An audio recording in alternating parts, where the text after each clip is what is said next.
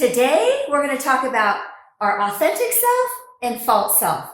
When I first started my journey on figuring out why was I getting in my own way, what's going on here, and people were talking about authentic self, be true to yourself, live your truth, and I really didn't understand what that meant. And so now I want to give an answer, at least it's my answer that I put together and share it with you guys and talk about our authentic self and our false self. So our authentic self is when we are in self-love, we love ourselves, we love who we are, we love how we show up in the world.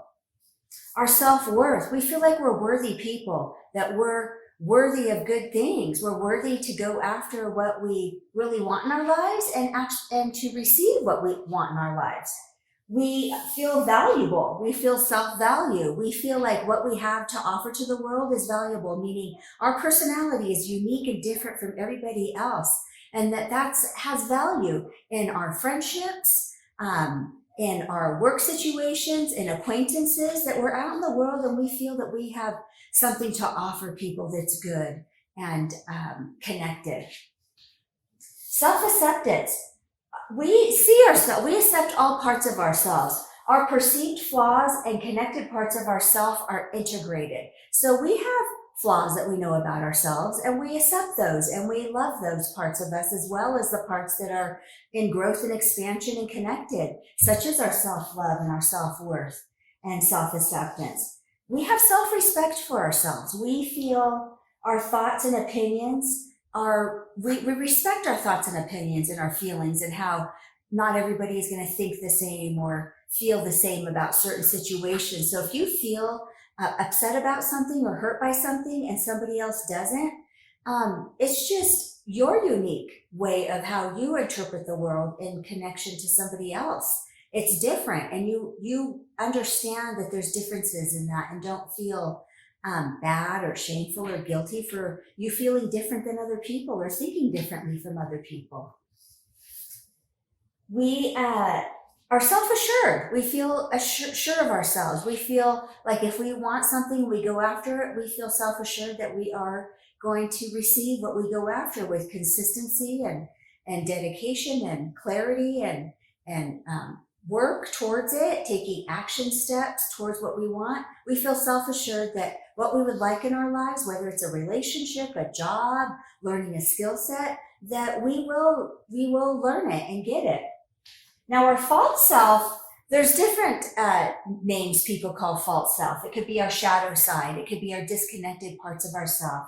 It's the victim parts of ourselves when we feel that we need to get our needs outside of ourselves instead of connecting to ourselves and our higher God. My connection is God, or whatever your connection may be. You're connected to that higher source in our lives. It can be called the incongruent parts of ourselves. It could be the parts that get in our own way. The false self is the part that gets in our own way and sabotages the things that we want. So that's why sometimes we can really pop up into what we want and we're getting it and receiving it, and then a self-sabotage happens through our false self of insecurity or feeling not good enough can sabotage that part of our authentic self. Now, parts of the false self, just some examples could be feeling insecure, feeling in fear of putting ourselves out there and being seen, to try new things and to take action and to changing our lives and doing different things, because we're not used to that part of ourselves of doing something different. So we may have fear in us acting and doing in different things in different ways.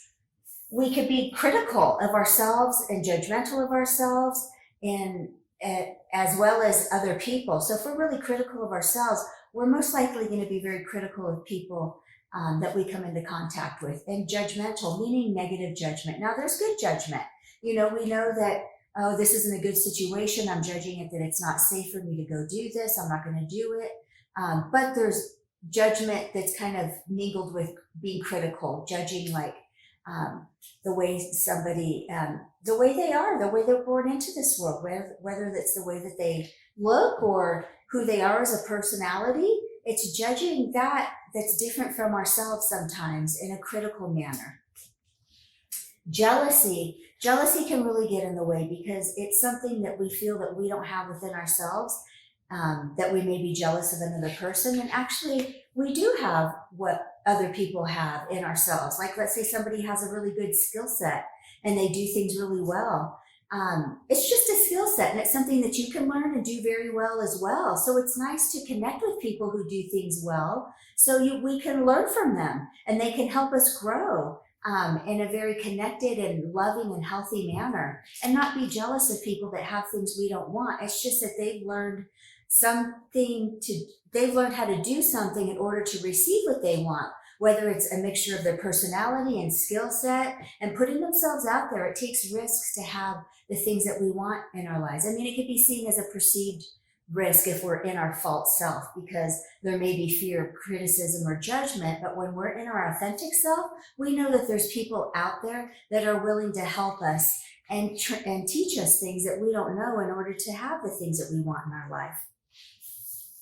Being unforgiving, that could be a family trait. That was a family trait that was in my family. And it was something that it's like everything is forgivable. There was a part of me that was like, everything's forgivable. And then there was a part of me that was not very forgiving because it was a family dynamic. Now, the truth of who we are is that we're forgiving people, but our family dynamic may have taught us something different. And unforgiveness could have been by being hurt multiple times and we just didn't know how to stop the pain. So we stopped the pain through being unforgiving. Now, it wasn't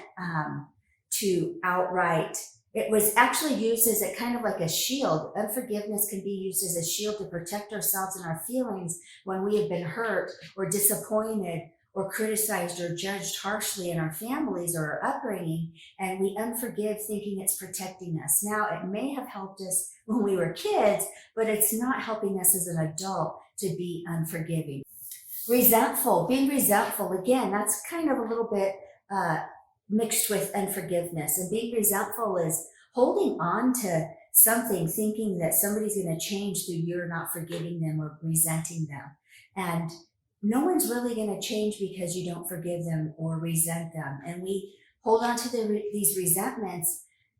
It's kind of a contradictory thing. We hold on to the resentments thinking it's helping and protecting us, when actually it's kind of tearing us apart internally and causing sadness, and it could lead to depression with being resentful. And if we just let it go, meaning holding the meaning that we hold over it, there's a meaning of resentment, meaning, well, that person, humiliated me in this situation and I resent that. And instead of seeing it in a new light, seeing it in a new perspective, meaning, gosh, that person did humiliate me, but they didn't, because I'm whole and authentic. And when I know who I am, somebody really can't humiliate me. So I stand there strong. But if we feel insecure about ourselves, we can be humiliated. And I've been humiliated in certain situations because I wasn't connected to myself. But being connected, no one can really humiliate me unless I receive that humiliation. So resentment can be let go, meaning don't let the power of somebody's words or the way that they treated you to kind of hold over you, and you not standing in your full joy and love. And that holding on to resentment doesn't allow us to step into our joy and love. And when we realize that person said whatever they said because that has to do with them and not us, we can stand fully in our own worth and love and value. Worthlessness. Being worthlessness is feeling unworthy of things in life, feeling you're not good enough to have it, or not perfect enough, or not enough of something in order to have good things in your life. And worthlessness does kind of dovetail with not feeling like you are worthy of good things in life, whether it's a good relationship, a loving relationship with a partner or friends, or good relationships at work, or just good relationships with your family, such as your kids or your husband or your significant other. It's feeling not worthy or worth enough, being enough to have good things in your life. And that's part of the that's part of the false self. And it's not the truth of who you are. Again, these are just things we believed were true for us that helped us get through a tough time in our upbringing. And they could have been repeated tough times, or it could have been a few really not good moments in our lives that caused us to have these inauthentic, false parts of ourselves. Now, I'm really excited about our talk today. It has a lot of meat, a lot of information that I'm going to be sharing with you, and I'm so glad this is on video because you can stop it and take a look at it. But I'm going to go through each step of the authentic self and false self and how we disconnect from it and how we can connect to an authentic part of ourselves on a consistent basis.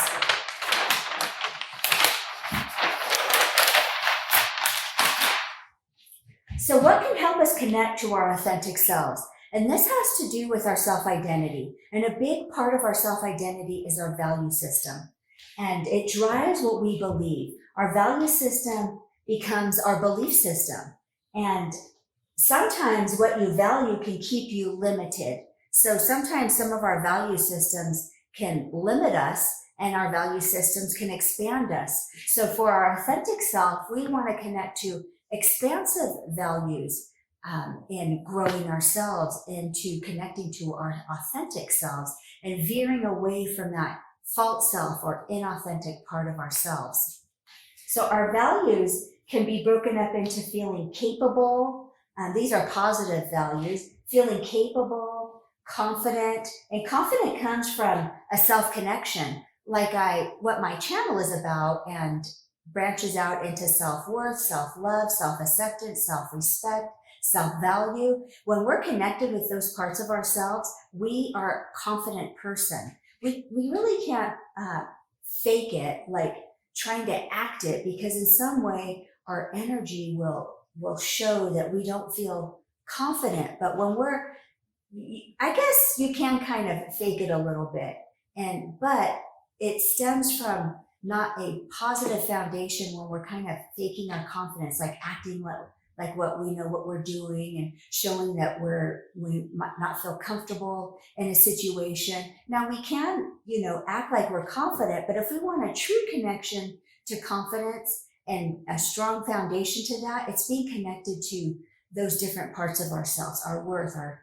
respect, our acceptance, because then we aren't trying to be confident. We just are confident. It's just our state of being because we're comfortable with who we are. We love who we are. We feel worthy. And when we're connected to those parts of ourselves, we just show up confident. It just feels like amazing and awesome.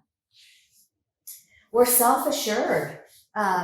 Being connected to your authentic self, you feel disciplined, you're self-disciplined, you are ethical, you feel like you're a giving and kind person, you feel generous, you value growth, meaning growing as a person. You're aware of the parts that we know we need to grow within ourselves, but we're also aware of the parts that are connected within ourselves. And we integrate both aspects of those parts of ourselves, and we stand in our authenticity when we're really truthful with ourselves and the parts that we know that need growth, instead of trying to ignore them or act like they don't exist.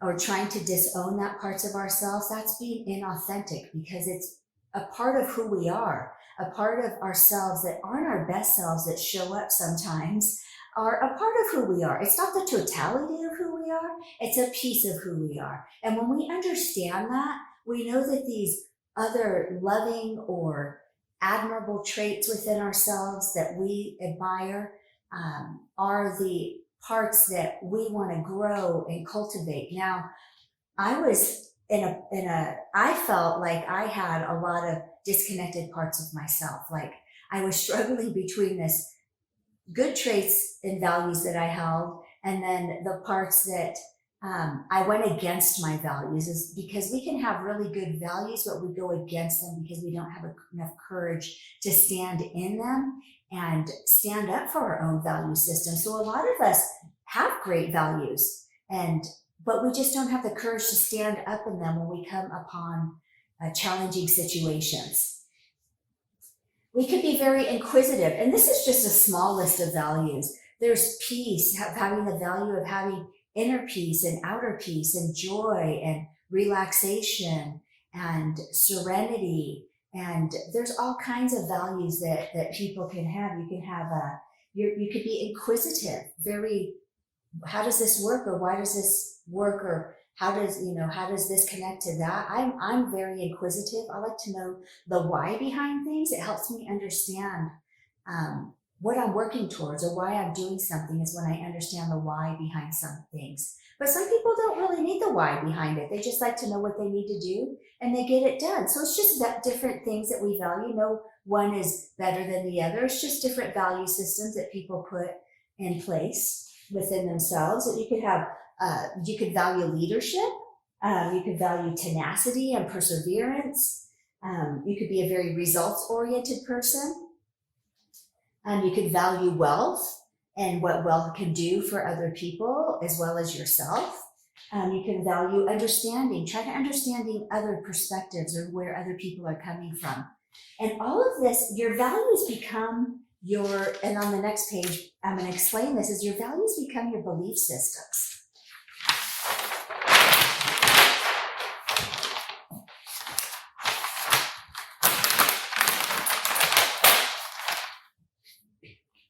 So your values are your beliefs. They turn into who you are.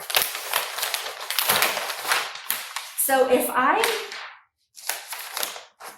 like to be an honest person, it's going to drive my actions and behaviors and thoughts as to what I do in life and how I choose and make decisions in life. So if somebody, I know a few situations when I was at work, and maybe the boss came to me and thought that somebody else did the mistake and was talking to me about it. And I just owned up and said, oh my gosh, it's not that person, it's actually me. I'm the one that made the mistake. I'll definitely keep that in mind and fix it next time. And my boss was very happy. She's like, oh my gosh, okay. Well, I thought it was this other person. I go, oh no, they didn't have anything to do with this project. That was me. And so it's important to me to own up to things, my mistakes or things that I've done, and not let somebody else take the blame for something that was caused from myself. So that's going to drive the way that I make decisions or how I respond to life, if that's important to me. So I wanted to map out the framework of a belief system. And the framework is that a belief, sometimes it's hard to change our beliefs because they're so anchored in multiple things. Now, when we have a belief system, we have this filter that the world comes through. We comes through our filter of perspective. And our perspective comes from our belief systems, which come from our value systems, which is how we kind of view the world and how we view incoming information when we're viewing the world. Now, a belief system has attached to it, we give things meaning from the past. And sometimes the past gets in our way in our present moment and kind of disrupts our future moments, because in the present moment, we're viewing something connected to a past negative pattern and thinking that this situation in the present moment is going to create a negative situation as well, when it's not true. It doesn't always have to create a negative situation in the present just because it created a negative situation in the past. So our belief systems are attached to meaning. We agree with certain things about our belief system. We have attachments to certain things within our belief systems, and we have stories that we tell ourselves. So I'm going to kind of go through how this anchor is. And so one of my belief systems was, I'm thinking about a situation. One of my belief system was feeling insecure that I didn't belong. So if I felt like I didn't belong, then I would walk into a situation, maybe a group of people, and feel like I didn't belong. And so let's say the people were inviting me and saying, hey, how you doing? And maybe on the external, people didn't feel this from me or see it. Oh, I'm sorry, I just looked at my dog just jumped off the couch. Maybe I would feel that I didn't belong, And so I would walk into a situation with that meaning in my mind, feeling I don't belong. And so I would give this situation meaning. Before anybody even responded to me, I'd feel like, oh my gosh, I don't think I'm going to belong. And then people could be really nice to me. But if I have this feeling of I don't belong anchored in me, no matter how nice and inviting people are, I'm going to have this feeling like I just don't belong. And I won't feel like I belong, no matter how inviting or nice people may be to me. And I had made an agreement. I made an agreement from past situations from my past that I don't belong. I don't fit in situations. And I'm keeping this agreement present when I walk into a situation and give meaning to it. And then I agree with it again in the present moment because I made this agreement in the past that I just don't feel I belong in situations. And then I have an attachment to it. And the attachment can be an emotional attachment. Like maybe in my past, I felt like I didn't belong, or I felt like I didn't belong because, let's say, somebody criticized me or judged me or humiliated me in front of a group of people or a few people. And I have an attachment to not feeling like I belong. And so it's an emotional attachment. So now when I go into groups of people, I just feel that feeling of attachment of I don't belong. And it's not true. It's really the meaning that I gave it with this belief system. And that's why these belief systems can be so strong and trying to change it, because there's so much attached to our belief systems. And then the stories I tell myself. Okay, the last time I was with a group of people, now it doesn't happen all the time, but sometimes I feel like I don't belong because, let's say, somebody gives me a funny look or a disagreeable look, or maybe I interpret somebody saying something to me as if they're judging me or that they don't like me. And this is like the internal chatter that's going on in my head that really has nothing to do with this situation. It has nothing to do with this present moment. And I'm attaching something that happened to somebody else to this person in this present moment and not even giving them a chance, like that, to view them separate from the situation in the past, because I'm in fear that what happened to me in the past is going to happen to me in this present moment. And that's why sometimes we get in our own way and we kind of sabotage the moment of really allowing this moment to be this moment in this moment, and not attaching it to moments that are similar to a past moment, and it has nothing to do with that past moment. And then our thoughts turn into beliefs, and our thoughts turn into beliefs. So a belief has multiple thought patterns. Let me get a pen. Our beliefs have multiple thought patterns that are either positive or negative, or it could be a mixture of them.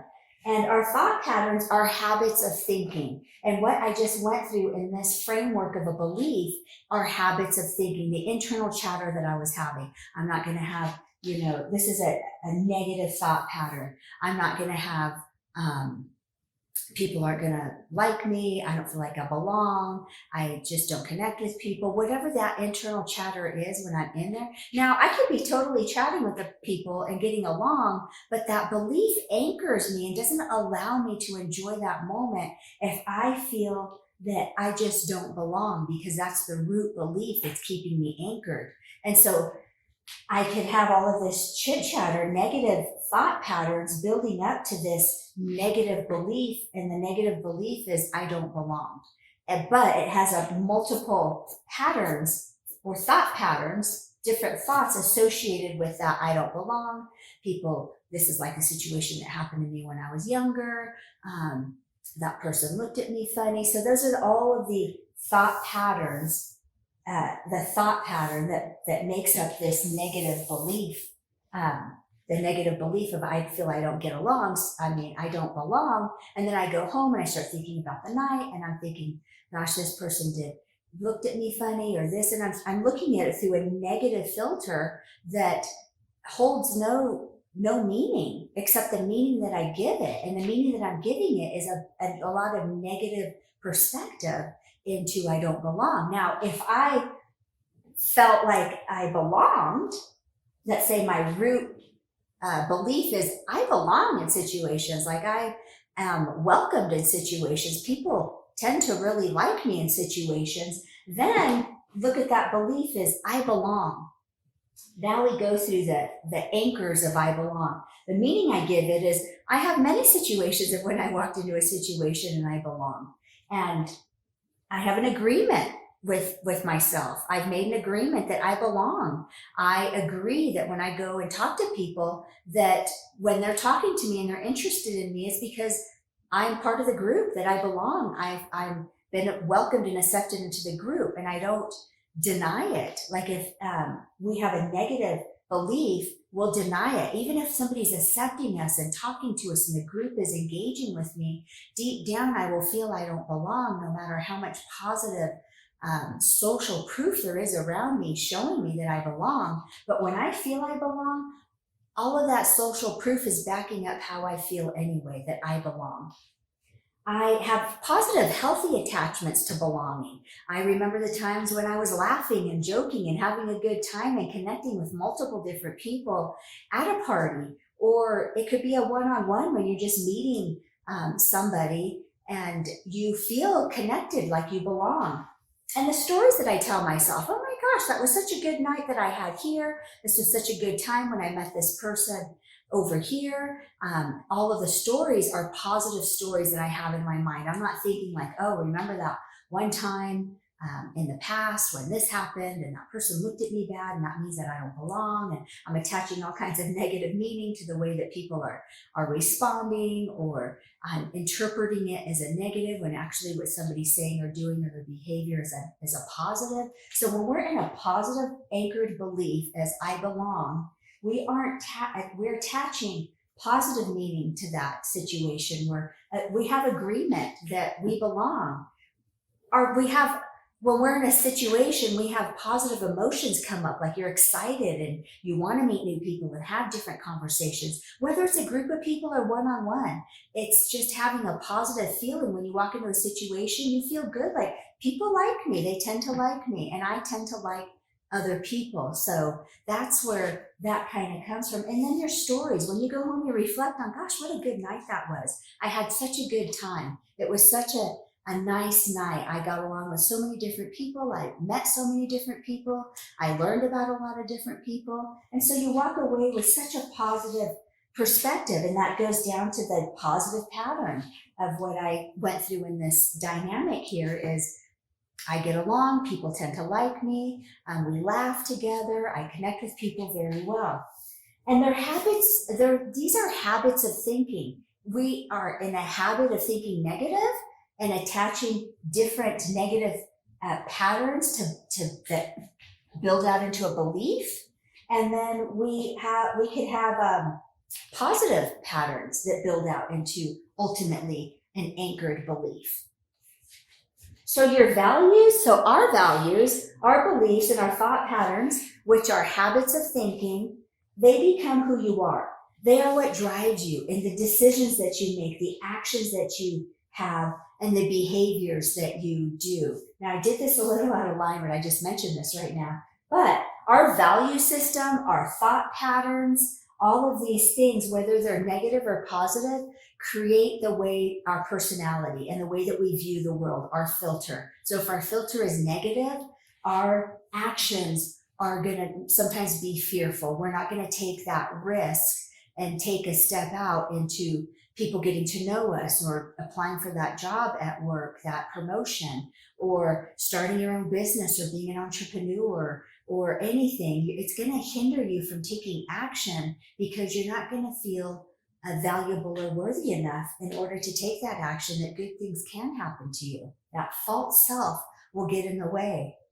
Our behaviors, sometimes if we have jealousy or insecurity or fear, sometimes our behavior can come out such as judging somebody because maybe they have a positive trait that you would like, and there's judgment upon the person because it makes us feel uncomfortable that that's something we know that we would like for ourselves but don't know how to attract it or get it. So that could happen as well. And then the decisions we make, the decisions will be small when we're in our false self. The decisions that we make will keep us small. It will keep us safe and not putting ourselves out there, not taking those steps to do what we want to do in our lives because it can bring judgment or criticism to us. But if we are in our authentic self, we know that there is going to be some judgment and criticism out there when we take risks for what we want, but we also know there's more positive people to support us than there is negative people. And we will surround ourselves with a group of positive people who will pour into us, feed into us that we are doing the right thing, that are going to validate that what we're doing is in the right direction. Now, when we are in, so breaking out into that previous chart that I was showing you on positive and negative patterns, when we're in a positive pattern, we experience, our brain looks for things to back up whatever our value system is, whatever our belief system is. And then there's patterns of thinking that create that belief system or that habit of the way that we view life, which ultimately becomes our perspective, our ideology. And when, and the truth of what we truly feel in our subconscious, whether it's the false self that's in the driver's seat, our subconscious will look for things externally to make that false self, they'll look for things outside of us to make that true. Even though it's not true, we will see that that person treated me bad, see, I'm not worthy. And it will interpret it as a truth for us. And our brain will look for or see experiences and situations to back up positive things. Like, look at that person came over and it could be as simple as giving you a smile or giving you a piece of gum, saying, oh, hey, I have a piece of gum. Would you like one too? I mean, just simple things, just positive reinforcement, positive connection to you. So your brain looks for experiences, situations, people, engagement in the external world to back up what you believe. It's your RAS, reticular, I forgot the name. It's your reticular activating system. That's it. The magnet that attracts to you what you want or what you don't want. What you focus on is what you attract. And this is kind of interesting because if I walk into situations thinking that I don't belong, my reticular activating system, which you can look that up on Google and it will explain to you how your brain looks for things to back up whatever belief you feel is true for you. So if I feel like I don't belong, my brain is going to look for every situation to prove to me that I don't belong. Now, if I feel like I do belong, my brain is going to look for situations in people or the way that they act or behave or the way they talk to me to prove that I don't belong. And so it goes, so that's why it's so important to be rooted in our self-worth, self-love, self-acceptance, self-respect, and self-value. Because when we're rooted in that in a positive way, like we love ourselves, we respect ourselves and our feelings and our thoughts and our perspectives that may be different from other people, but they're right for us. When we are strong in that and connected to ourselves, then our reticular activating system is going to look for things constantly to back up what we're already connected to within ourselves. Now, if we're not connected within ourselves and there's that false self that takes over, our reticular activating system or our brain will look for things to back up negative experiences because we're going to see the world in a negative way. We're going to experience the world in a negative way. And we're going to view things that are happening that we're not liked or whatever that may be. So I'm looking at the video because I think I'm running out of my video time here, but so that's what the reticular activating system does. So it's the attraction, it's so good to have clarity on what who you are, who you want to be, and the value systems that you want to attach to yourself or cultivate for yourself. And this is the funnel. And then if we have a positive perspective about ourselves, we are going to see the world that validates that positive part of our positive self. If we see ourselves in a negative, false way, then our brain is going to look for things that are negative out in the world to validate that we aren't good enough or that we're not worthy enough.